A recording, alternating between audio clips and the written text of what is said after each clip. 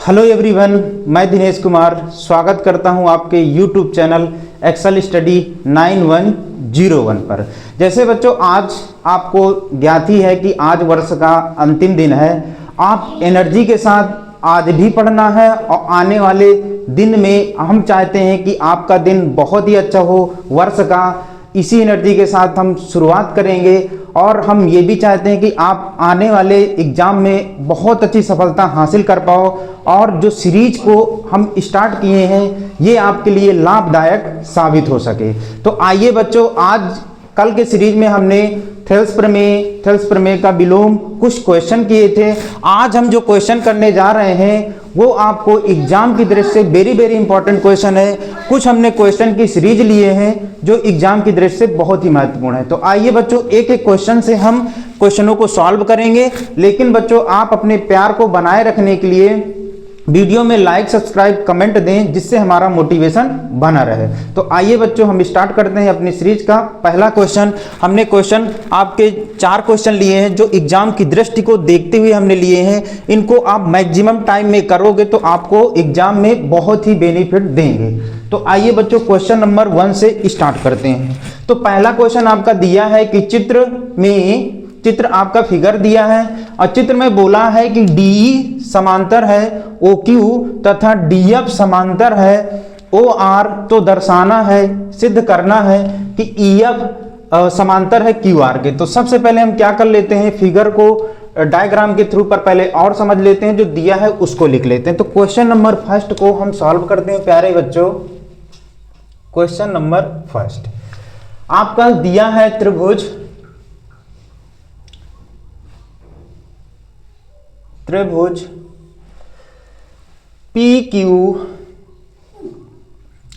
PQR में बोला है कि एक आपका क्या भुजा दी है EF, जो QR के क्या है समांतर है। तो हम यहां पर लिख लेते हैं EF।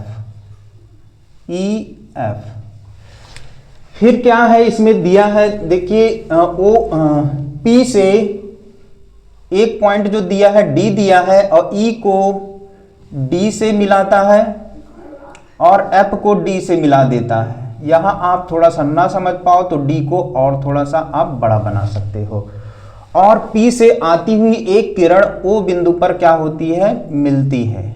यहां पर O को Q से मिला देना है और R को भी O से ही मिला देना है। ये इस प्रकार आपका क्या हो जाएगा, फिगर जो डायग्राम बनाया है उसका आपका सेटअप हो जाएगा। अब जो दिया है उसी क्वेश्चन के अकॉर्डिंग हम यहां पर लिख लेते हैं। दिया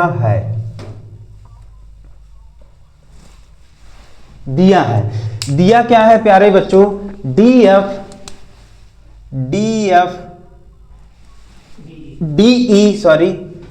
DE समांतर है OQ तथा DF समांतर है OR के। और हमें जो प्रूव करना है, सिद्ध करना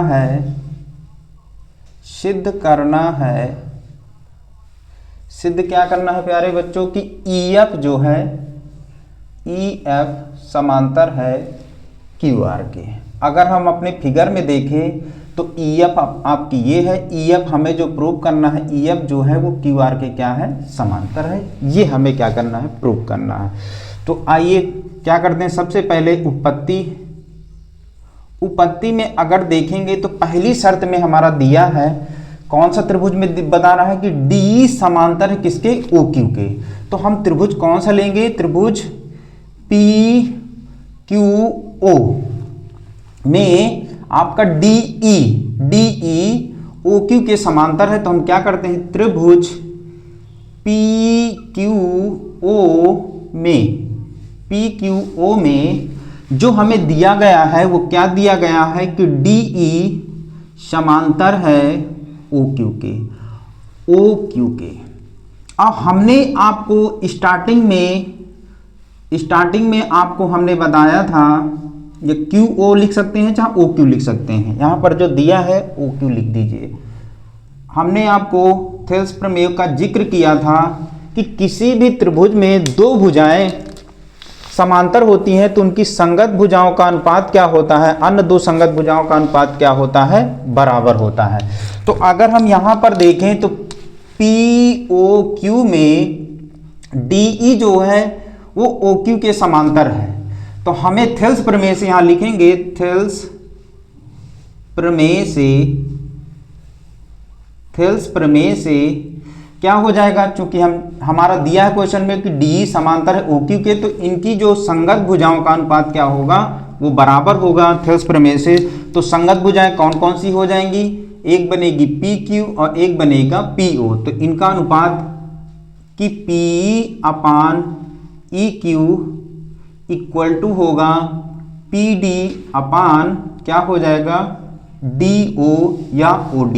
इसको समीकरण नंबर क्या मान लेंगे, 1 मान लेंगे। एक बार और देखिए, हमने त्रिभुज कौन सा लिया है, POQ में कौन समांतर है, DE समांतर है किसके, OQ के।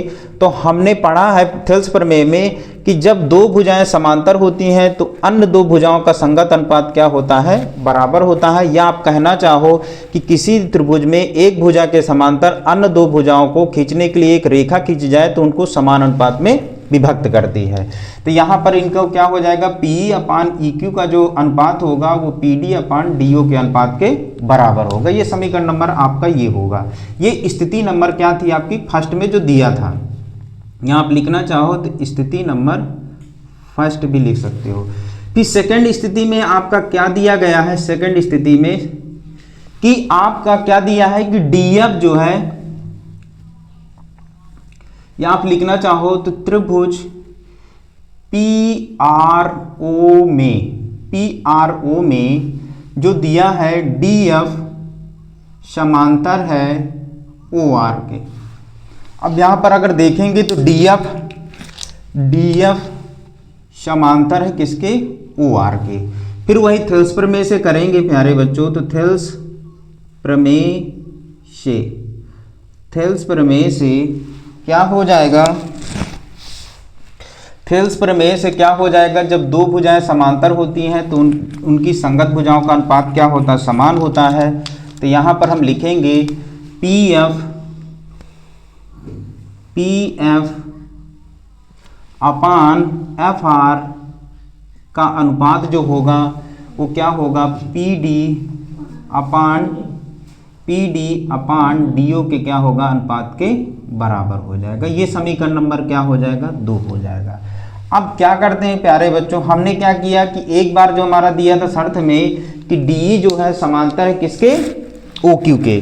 तो हमने त्रिभुज में क्या लिया, थेल्स प्रमेय से जब दो भुजाएं समांतर होती हैं तो अन्य दो भुजाओं के संगत जो भुजाएं होती हैं उनका अनुपात क्या होता है, बराबर होता है। सेकंड स्थिति में PRO में DF जो समांतर है OR के, तो ये इनकी भी संगत अनुपात का क्या हो जाएगा, मान बराबर होगा। अब यहां पर हम क्या करते हैं, समीकरण नंबर 1 व समीकरण नंबर 2 से या 2 की तुलना करने पर, कपड़ा कहाँ, करने पर, तुलना करने पर, तो तुलना करेंगे तो क्या होगा, यहाँ पर समीकरण 1 में अगर देखेंगे तो PE अपान EQ और यहाँ PD अपान क्या होगा, DO, यहाँ PD अपान DO और PF अपान FR। अगर इनकी तुलना कराएंगे तो PD अपान DO दोनों कैंसिल आउट हो गए। LHS आपका जो बचेगा वो क्या बचेगा, PE upon EQ equal to PF upon क्या हो जाएगा, FR। अब यहां से हमें पता चलता है कि इन दोनों भुजाओं का अनुपात PE अपान EQ और PF अपान FR का अनुपात क्या है, बराबर है। और थेल्स प्रमेय से हमने पढ़ा है कि जब तीसरी भुजा अन्य क्या है, भुजा के क्या होती है, समांतर होती है, तो उनकी संगत भुजाएं क्या होती हैं, एक ही अनुपात में होती हैं। तो यहां लिखेंगे, चूंकि ये समीकरण नंबर आप 3 मान लेंगे, चूंकि समीकरण 3 में PE upon EQ equal to P F upon F R का मान क्या है, बराबर है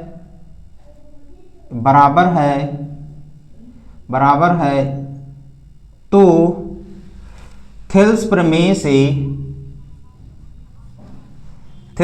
से या विलोम से भी आप कर सकते हो कि दोनों का अनुपात बराबर है। थेल्स प्रमेय के विलोम से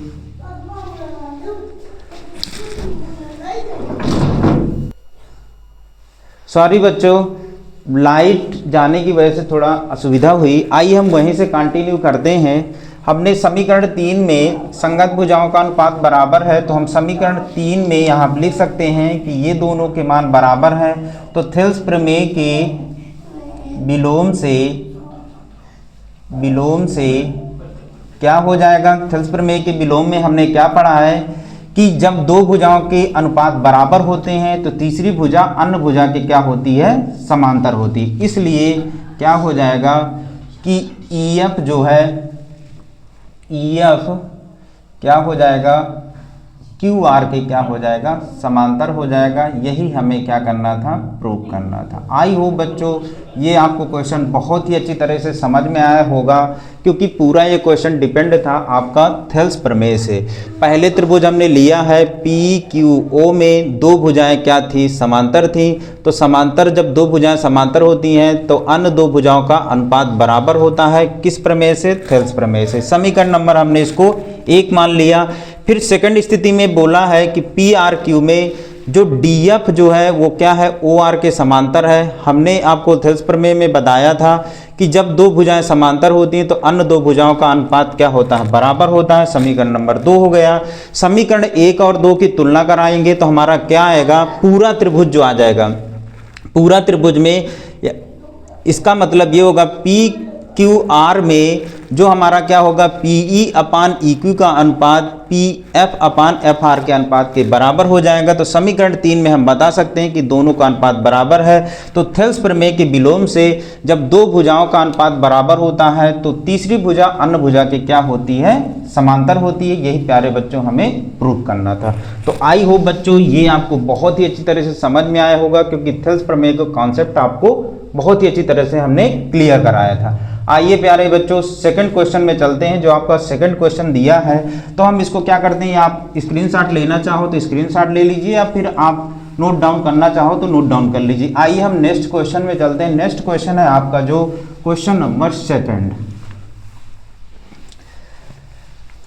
क्वेश्चन नंबर जो आपका सेकंड है वो दिया है कि सिद्ध कीजिए एक त्रिभुज की एक भुजा के मध्य बिंदु से। तो सबसे पहले हम क्या करते हैं, फिगर बनाते हैं किसी भी त्रिभुज।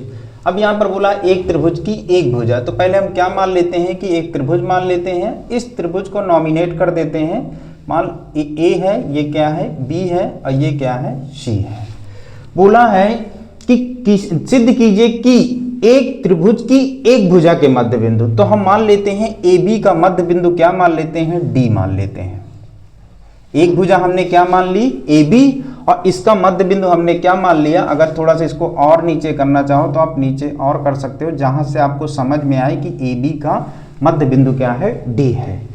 तो एक भुजा के मध्य बिंदु से होकर दूसरी भुजा के समांतर, अब दूसरी भुजा के समांतर एक रेखा खींचेंगे, इसका हम नाम दे देते हैं, क्या हो जाएगा, DF।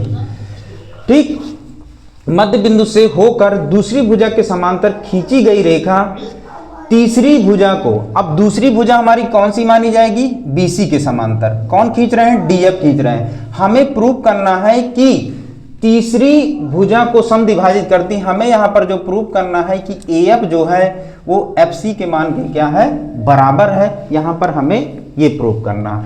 आइए अगर एक बार और अगर देखना चाहें थोड़ा सा, एक त्रिभुज हमने क्या मान लिया प्यारे बच्चों, ABC में हमें यह बताया गया है कि एक भुजा के मध्य बिंदु, तो हमने भुजा कौन सी ले ली, AB का मध्य बिंदु हमने क्या लिया, D ले लिया। फिर बोल रहा है कि के मध्य बिंदु से होकर दूसरी भुजा, दूसरी भुजा हमने BC मान लिया, इसके समांतर एक रेखा जा रही, कौन सी, DF।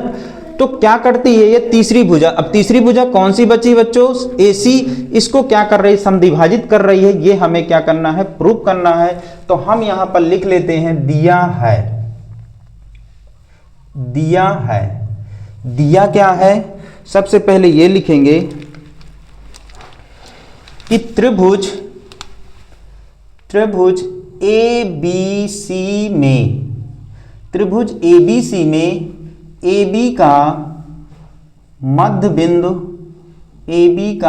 बिंदु क्या है प्यारे बच्चों? D है।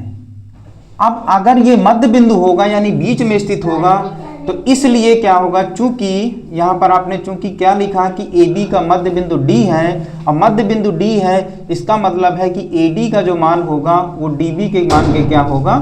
बराबर होगा। ठीक, तो हमें जो प्रूव करना है, सिद्ध करना है, यहां पर सिद्ध करना है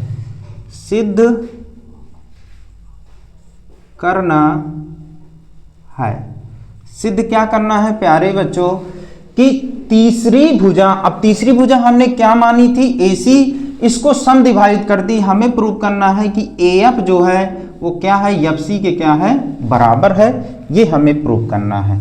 तो हम यहाँ क्या करते हैं, सबसे पहले यहाँ उपपत्ति कर लेते हैं। उपपत्ति में हम देखेंगे कि अगर त्रिभुज, पूरा त्रिभुज में अगर देखेंगे तो त्रिभुज ABC में यहां पर बोला था कि AB के मध्य बिंदु से होकर जाने वाली रेखा दूसरी के समांतर, यानी कि यहां पर बताया है कि BC क्या है? DF के समांतर है। तो त्रिभुज ABC में DF समांतर है किसके? BC के। और हमने अभी पढ़ा है थेल्स प्रमेय में कि जब दो भुजाएं समांतर होती हैं तो अन्य दो भुजाओं का अनुपात क्या होता है? एक ही अनुपात में होता है। तो यहाँ BC जो है वो इन AB के मध्य बिंदु से गुजरने वाली रेखा DF के क्या है? समांतर है। इसलिए क्या होगा? थेल्स प्रमेय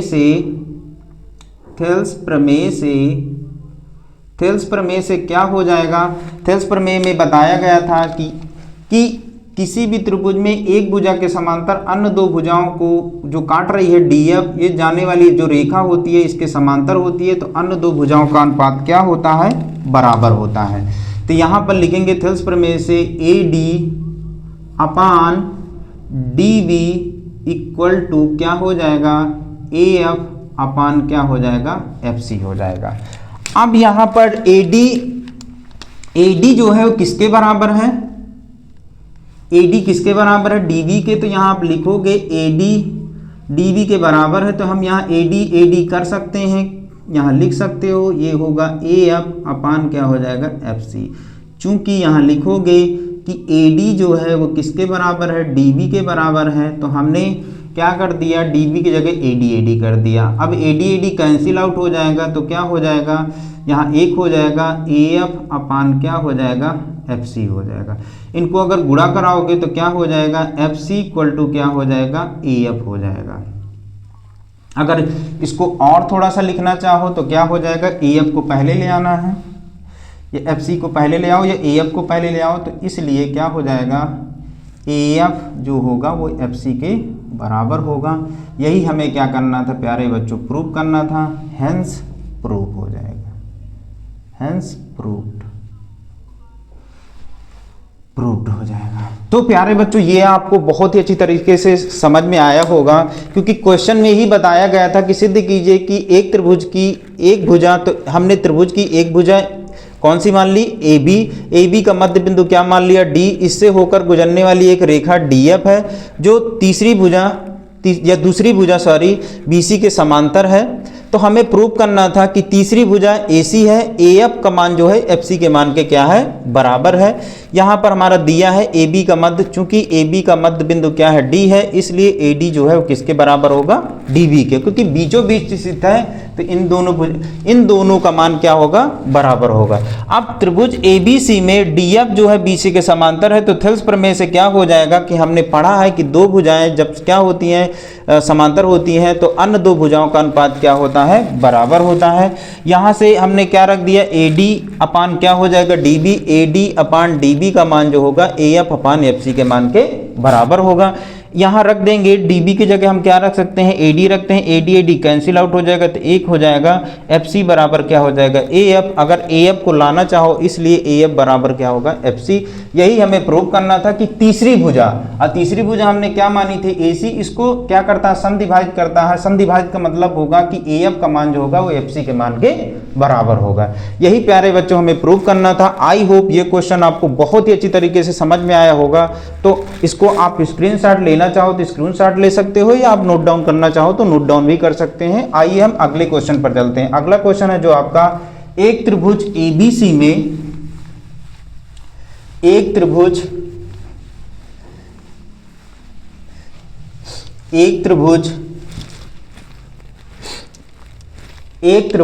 तो हम क्या करते हैं, पहले त्रिभुज बना लेते हैं, या जो दिया है पहले वो लिख लेते हैं। दिया है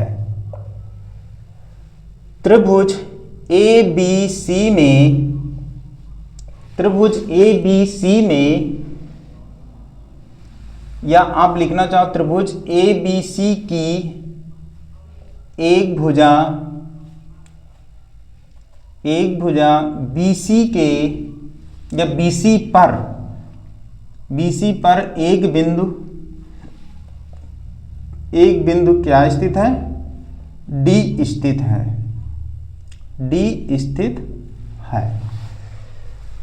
तो इस प्रकार स्थित है, और क्या बता रहा है, इस प्रकार स्थित है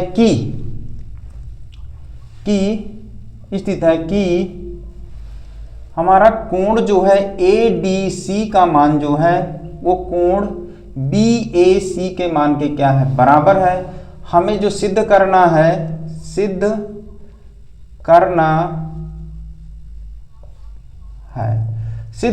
है कि सी ए स्क्वायर बराबर क्या होगा, सी बी इंटू क्या हो जाएगा, सी डी होगा। ये हमें क्या करना है, प्रूव करना है। तो आइए प्यारे बच्चों हम इसको सॉल्व करते हैं। तो यहां लिखेंगे उपपत्ति, या आप पहले चित्र बनाना चाहो तो चित्र बना लेते हैं हम लोग। तो चित्र अगर इसको बनाओगे यहां पर,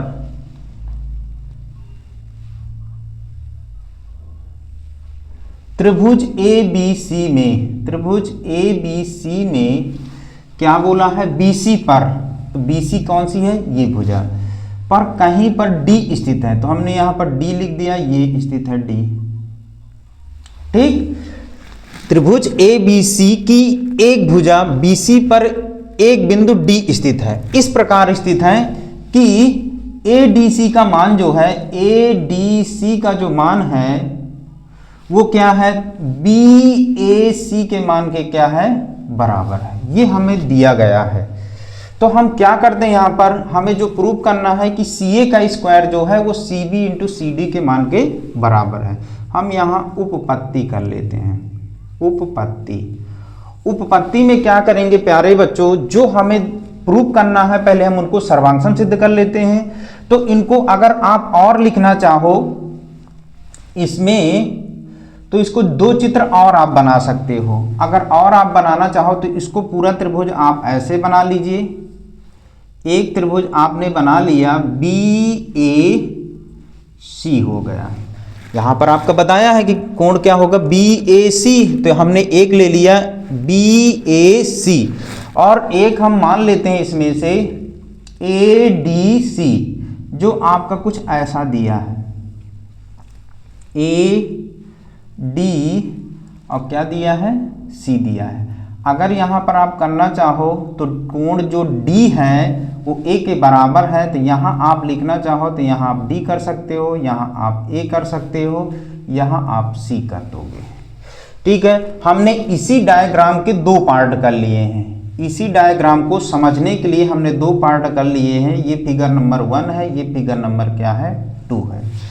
ठीक, अब हमें इनको क्या करना, सर्वांगसम सिद्ध करना। पहले सर्वांगसम सिद्ध कर देंगे तो क्या हो जाएगा, सर्वांगसम त्रिभुजों की संगत भुजाएं क्या होंगी, समानुपाती होती हैं। तो पहले हम क्या लेते हैं, त्रिभुज ए बी सी तथा, या आप लिखना चाहो तो त्रिभुज बी ए सी, त्रिभुज बी ए सी तथा त्रिभुज ए डी सी, ADC में अगर देखेंगे तो यहाँ पर बोला है कि कोण जो A है वो किसके बराबर है, D के बराबर है। तो यहाँ लिखेंगे कोण ADC किसके बराबर है, BAC के। तो BAC के देखिए हमने इन दोनों त्रिभुजों को समझने के लिए हमने दो पार्ट में डिवाइड कर लिया। BAC में एक बना लिया, एक हमने इस वाले को जो बना लिया है वो क्या हो जाएगा, DAC कर लीजिए चाहे ADC कर लीजिए, क्योंकि यहाँ पर बोला है कि कोण जो ये दोनों बराबर हैं। तो यहाँ आप लिखना चाहो तो इस तरह भी लिख सकते हो। अगर हमने क्या लिया है त्रिभुज BAC, तो यहाँ से भी ADC ये हो गया। ये दोनों कोण क्या है, बराबर है। यहाँ हमारा क्या है, दिया है ये हो गया, क्योंकि क्वेश्चन में दिया है। अब यहाँ पर आगे देखोगे तो कोण जो AC है, कोण C के क्या है, उभयनिष्ठ है। तो यहाँ हम लिखेंगे कोण जो है वो अगर आप लिखना चाहो तो ACB और इधर होगा DCA क्या है, उभयनिष्ठ है, उभयनिष्ठ है। अब यहाँ से कोण कोण समरूपता से, कोण कोण समरूपता से त्रिभुज BAC समरूप होगा त्रिभुज ADC से। अगर दो त्रिभुज ये क्या हो गए, समरूप हो गए, तो समरूप त्रिभुजों की क्या होती हैं, संगत भुजाएं क्या होती हैं, समानुपाती होती हैं। तो अगर हम यहां देखना चाहें तो क्या होगा, समरूप त्रिभुजों की संगत भुजाएं क्या होती हैं, समानुपाती होती हैं। तो यहां अगर हम करना चाहें तो AC की संगत भुजा या CA की संगत भुजा क्या होगी, CD हो जाएगी अपान CD इक्वल टू BC या CB की संगत भुजा, CB की जो संगत भुजा होगी वो क्या, CB की संगत भुजा क्या होगी, CA हो जाएगा, C होगा। एक बार और देख लीजिए, यहां पर अगर देखेंगे तो AC की संगत भुजा क्या है प्यारे बच्चों, AC की संगत भुजा क्या है, CD है। AC की संगत भुजा क्या है, CD है, और CB की संगत भुजा क्या है, CA है। यही हमें करना था, क्योंकि यहाँ हमें प्रूफ भी करना है। इनका क्रॉस मल्टीप्लाई कराएंगे तो क्या हो जाएगा, CS into CA equal to CB into CD हो जाएगा। अब CA का दो बार मल्टीप्लाई कराओगे तो CA का स्क्वायर बराबर क्या हो जाएगा। तो यहाँ आप लिखना चाहो, यहाँ आप CP/CT कर सकते हो बाई CP/CT से,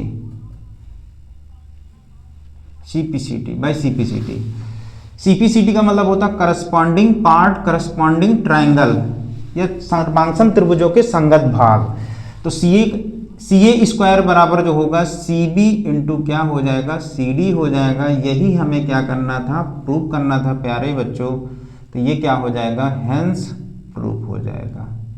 एक बार और आपको देखना हो तो एक बार और आप देख सकते हो। वो बोला था कि त्रिभुज ABC की एक भुजा, त्रिभुज ABC की एक भुजा पर, एक भुजा कौन सी, BC पर कोई बिंदु क्या स्थित है, D स्थित है। हमने D को स्थित कर दिया। फिर बोला था कि कोण ADC का मान जो है वो BAC के मान के क्या है, बराबर है। हमें सिद्ध करना था कि CA का स्क्वायर जो है वो CB इंटू CD के बराबर है। तो हमने इस फिगर को दो पार्ट में डिवाइड कर लिया। एक को हमने एक मान लिया, दूसरे को हमने क्या मान लिया, सेकंड मान लिया। ठीक है, पहले को मान लिया, दूसरा मान लिया। अब हमें दिया था BAC और दिया था ADC, ये दोनों कोण क्या थे, बराबर थे। तो बराबर को हमने ऊपर कर दिया। अब इनको क्या कर दिया, हमें सर्वांगसम सिद्ध करने के लिए एक त्रिभुज हमने लिया है, त्रिभुज BAC तथा त्रिभुज ADC में यहां पर बताया है कि कोण A जो है वो क्या है, D के बराबर है। तो हमने लिया है ADC बराबर है BAC के। और हमें अगर क्वेश्चन में अगर देखना चाहें तो CC दोनों में क्या है प्यारे बच्चों, उभयनिष्ठ है। यानी कि हमने यहाँ पर ए सी बी का जो मान है वो डी सी ए के मान के क्या है, बराबर है, उभयनिष्ठ है। तो कोण कोण क्या हो गए, समरूपता से दोनों त्रिभुज क्या हो गए, समरूपता से क्या हो जाएंगे, दोनों त्रिभुज क्या हो गए, समरूप हो गए। और समरूप त्रिभुजों की संगत भुजाएं क्या होती हैं, समानुपाती होती हैं। हम यहाँ लिखना चाहें या सीपीसीटी से करना चाहें तो सीपीसीटी भी कर सकते हैं। समरूप त्रिभुजों की संगत भुजाएं क्या होती हैं, संगत कोण बराबर होते हैं, संगत भुजाएं क्या होती हैं, समानुपाती। अगर यहाँ आप सीपीसीटी ना करना चाहो तो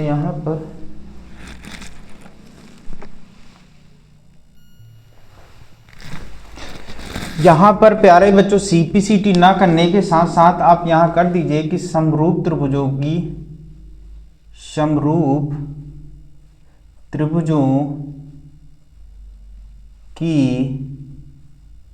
संगत भुजाएं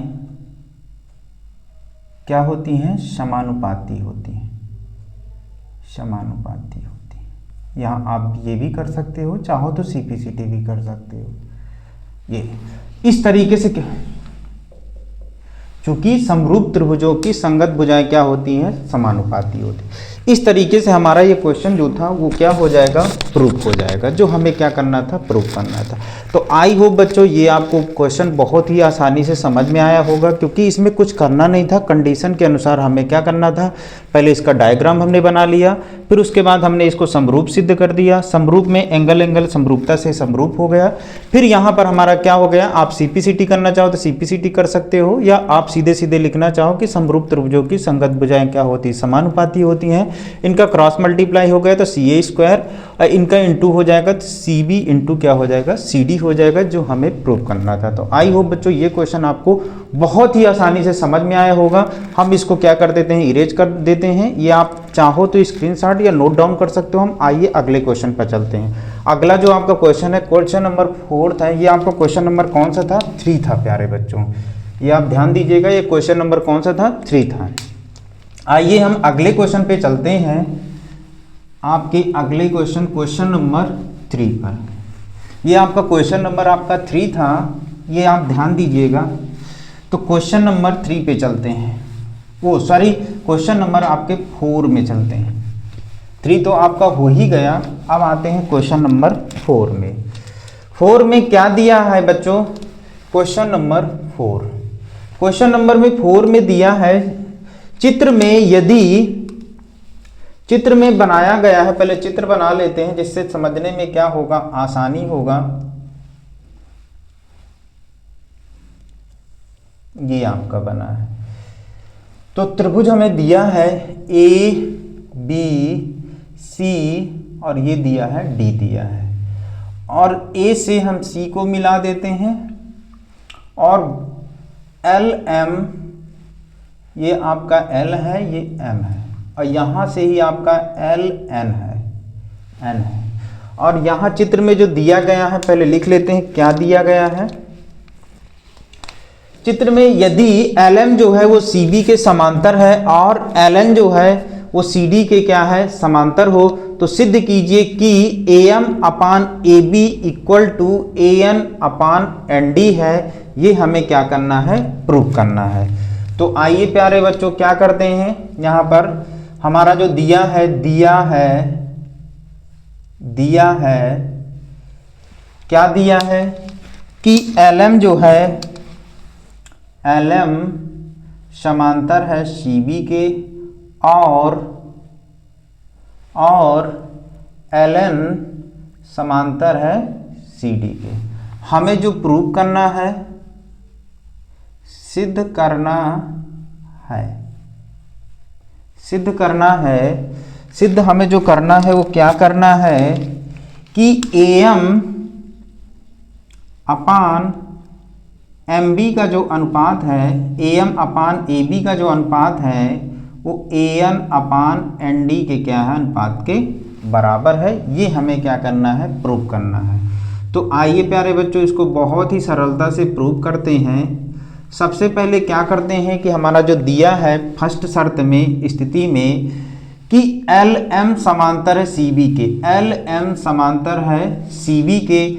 हमने थेल्स प्रमेय में पढ़ा है कि एक भुजा या किसी भी त्रिभुज में एक भुजा के समांतर अन्य दो भुजाओं को भिन्न भिन्न बिंदुओं पर प्रतिच्छेद करने के लिए एक रेखा खींची जाए तो क्या करती है, उस त्रिभुज को एक अन्य भुजा दो भुजाओं को एक ही अनुपात में क्या करती है, विभाजित करती है।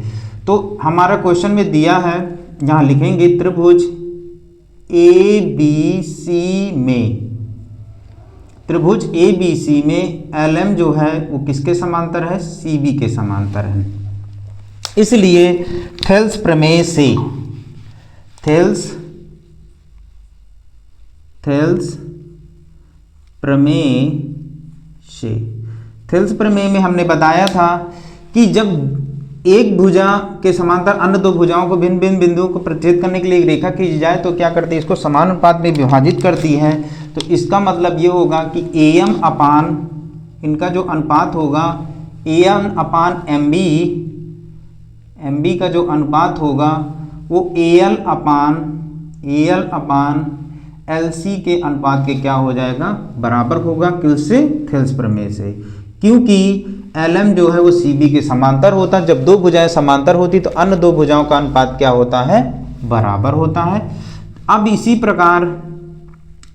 प्रकार त्रिभुज ए डी सी में, त्रिभुज ए डी सी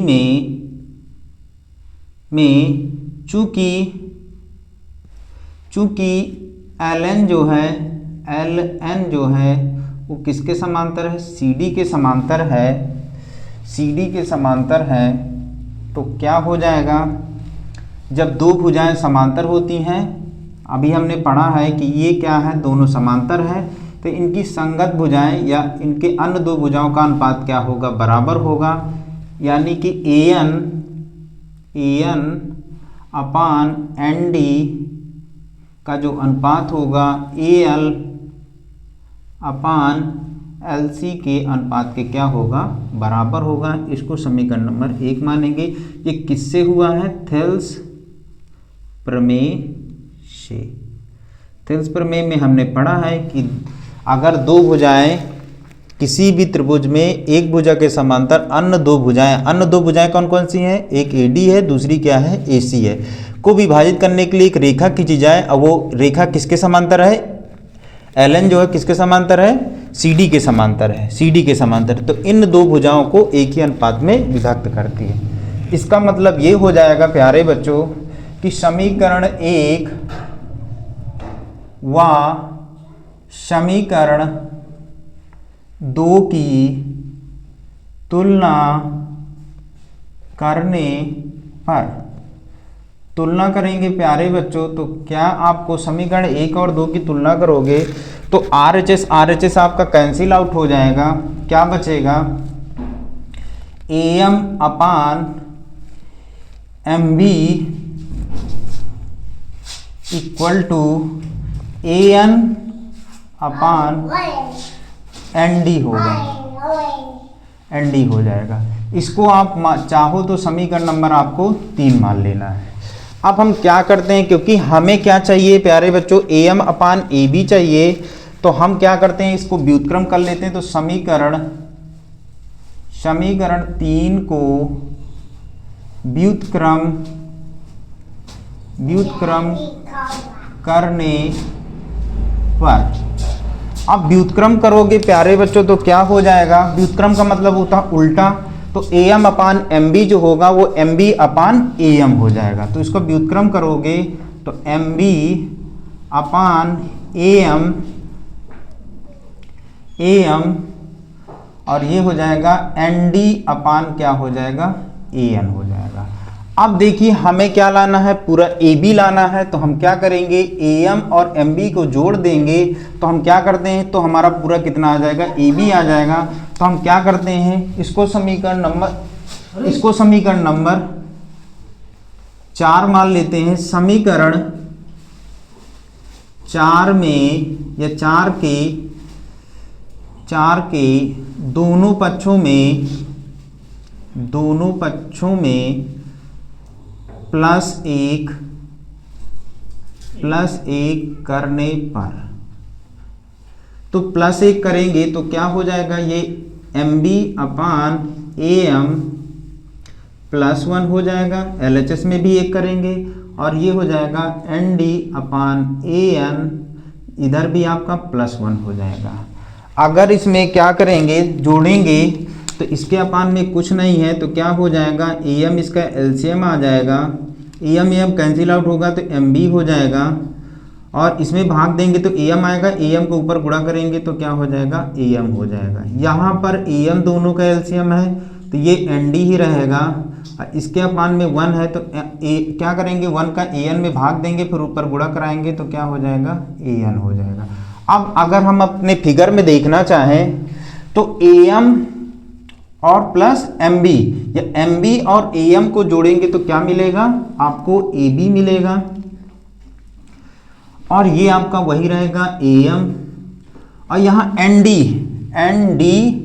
और जो आपका AN पूरा क्या होगा, AD हो जाएगा, AD अपान क्या हो जाएगा, AN होगा। यहाँ आप लिखना चाहो तो लिख सकते हो कि MB और AM को अगर जोड़ेंगे तो हमें पूरा क्या मिलेगा, AB मिलेगा। इसी प्रकार ND और AN को जोड़ेंगे तो हमें पूरा क्या मिलेगा, AD मिल जाएगा। इसका मतलब ये है कि MB और AM को जोड़ेंगे तो पूरा भुजा हमारी क्या मिल जाएगी, AB मिल जाएगा। इसी प्रकार ND और AN को जोड़ेंगे तो पूरी भुजा हमारी क्या मिल जाएगी, AD मिल जाएगी। इस प्रकार हमारा आ गया AB upon AM equal to AD upon AN।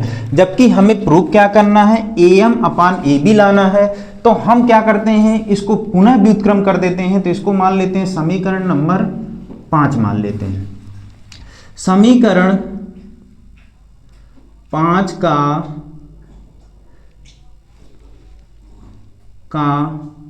व्युत्क्रम करने पर, व्युत्क्रम करेंगे तो क्या होगा बच्चों, AB अपान AM है उसको उल्टा कर देंगे तो क्या होगा, AM अपान क्या हो जाएगा, AB इक्वल टू AN अपान क्या हो जाएगा, AD हो जाएगा। जो हमें क्या करना था, प्रूव करना था। इस प्रकार से आपका क्या हो गया, प्रूव हो गया आसानी से। यही हमें प्रूव करना था, हेंस प्रूव्ड हो गया। तो प्यारे बच्चों, जो भी शर्तें दी थी हमने शर्तों के अनुसार क्या किया, पहले दिया था LM जो है CB के समांतर है, LM CB के समांतर है, CB आपका ये है। तो हमने त्रिभुज कौन सा लिया है, त्रिभुज ABC में LM जो है CB के समांतर है। तो क्या होगा, थेल्स प्रमेय से क्या होगा, इनकी संगत भुजाओं का अनुपात क्या होगा, बराबर होगा AB यहाँ पर AM upon MB equal to जो होगा तो क्या होगा, AL अपान LC होगा। कि दो भुजाएं समांतर होती हैं तो अन्य दो भुजाओं का अनुपात क्या होता है, बराबर। समीकरण नंबर 1 मान लिए। इसी प्रकार हमारा दिया था LN जो है CD के समांतर है, तो हमने त्रिभुज क्या मान लिया, ADC में LN जो है वो क्या है, CD के समांतर है, तो अन्य दो भुजाओं का अनुपात भी बराबर होगा। किससे बराबर होगा, थेल्स प्रमेय से। तो कौन सा, AN अपान ND का जो अनुपात होगा AL अपान LC के मान के बराबर हो जाएगा। समीकरण 1 और 2 की तुलना कराएंगे तो क्या होगा, RHS के दोनों पद आपके क्या हो जाएंगे, कैंसिल आउट होंगे। जो आपका बचेगा तो समीकरण पहले का जो आपका AM अपान MB बचेगा और समीकरण 2 का AN अपान ND बचेगा। अब हमें देखिए क्या करना था, MB को क्या करना था, डिलीट करना था। तो हमने क्या कर दिया है, समीकरण 3 को व्युत्क्रम कर दिया है। व्युत्क्रम क्योंकि हमें यहाँ पर प्रूव करना था, प्रूव में जो लाना है AM लाना है, MB को हमें लाना नहीं है। तो समीकरण 3 को हमने व्युत्क्रम कर दिया। व्युत्क्रम करने में क्या होगा, MB आपका क्या हो जाएगा, अंश में आ जाएगा, AM आपका अंश में था तो हर में पहुंच जाएगा। इसको हमने समीकरण नंबर क्या मान लिया, 4 मान लिया है। समीकरण के दोनों पक्षों में 1 जोड़ने पर या प्लस 1 करने पर अगर हम यहाँ पर देखेंगे तो MB और AM दोनों को जोड़ेंगे तो MB और AM दोनों को जोड़ेंगे तो हमें कौन सी भुजा आ जाएगी, ए बी, जो हमें प्रूफ में चाहिए भी कि ए बी हमें चाहिए था, तो हमने क्या कर दिया, समीकरण के दोनों पक्षों में +1 करने पर, +1 करेंगे तो क्या मिलेगा, हमें एम बी मिल जाएगा। इन दोनों का एलसीएम करेंगे तो ए एम हो जाएगा, इसमें भाग देंगे तो ए एम होगा। एम बी और ए एम को अगर देखें, एम बी और ए एम तो पूरा क्या आ जाएगी, भुजा ए बी आ जाएगी।